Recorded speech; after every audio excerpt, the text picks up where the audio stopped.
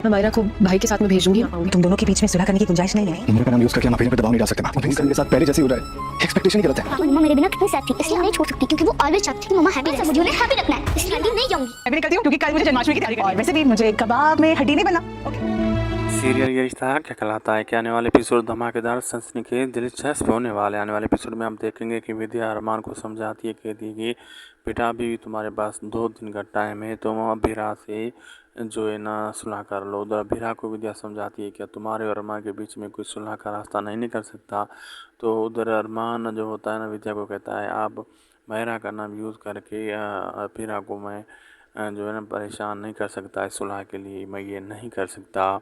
दूसरी तरफ मायरा भी कहती है अंजुमन को कि मैं अभी मम्मी को छोड़कर कभी नहीं जाऊंगी क्योंकि मुझे पापा ने सब कुछ बता दिया है कि वो मेरे बगैर बहुत परेशान रहती थी और मैं अभी कभी भी उससे नहीं छोड़ूंगी। दूसरी तरफ ये भी दिखाया जाता है कि अबीरा थोड़ा परेशान भी होती है, उधर थोड़ा अरमान भी बहुत परेशान हुआ होता है। अब आगे देखना मज़ेदार होगा क्या क्या होने वाला है। वीडियो अच्छी लगी तो लाइक शेयर सब्सक्राइब ज़रूर करिएगा हमारे यूट्यूब चैनल को। मिलते हैं आपसे अगली एक अच्छी ज़बरदस्त धमाकेदार वीडियोज़ में।